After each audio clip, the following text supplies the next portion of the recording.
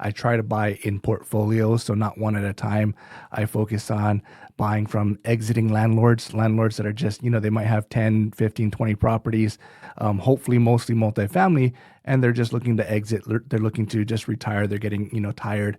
It's difficult for someone like that to sell off their entire portfolio. So I try to, be a good buyer and help them get out of that situation. And it puts me in a position where I can buy a bunch of properties at one time, and that gives me a bunch of projects to work on for the next, few months. They're not actively marketing almost anywhere.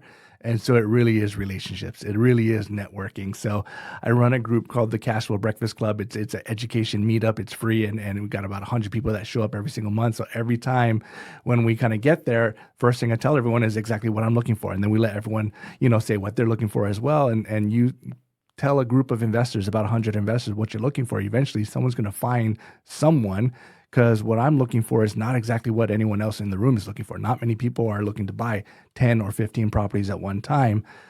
So you just, figure out, can you be unique? Can you set yourself apart from most investors? And then start telling everyone what you are looking for. Then the other way I pick up properties is my property managers. And I got various pockets of properties, and I tell them, hey, I want to be your number one client, which means you need to help me find more properties. And if you hear of anything that comes up, or better yet, if any of your clients are looking to retire, if any of your clients are looking to just exit being a landlord, call me. I will make them a fair offer. And then if I buy it, you get to keep all the properties in your portfolio. If someone else buys it, there's a good chance you lose 10 properties. Yeah, I gotcha. And when you buy these properties, are you taking on investors with the bank debt, or are you financing the whole thing, just you and the bank? How does that work? Are you raising capital or not? I'm not raising capital for these properties. These are our personal family portfolios that we do. And so it's self-funded, it's self-saved, it's all of our cash flow over the last 20 years. We do a good job of saving that up. And then we pull out equity when there's equity, and we use that to buy more properties as well. So sometimes I'm doing a cash purchase, and then I refinance out and do basically with the BRRRR strategy. I call it the portfolio BRRRR, and I try to put debt on it on the back end.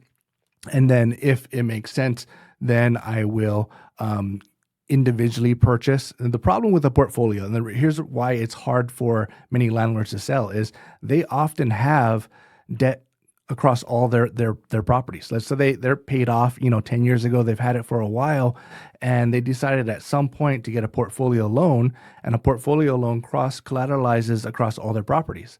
And so when they sell one property, their lender typically says, hold up. There's some issues with you selling off one property, because this one loan that you have is tied to all the properties. It's doable, but it typically is much more tedious. And so that's why them selling to one investor at one time makes it much more easier for them. So I provide that solution. And because of that problem, I typically don't want one big portfolio loan. So I typically buy cash, or I'll use hard money or whatever it may be, and then quickly try to refinance into long-term debt if I'm not able to purchase with long-term debt in the beginning.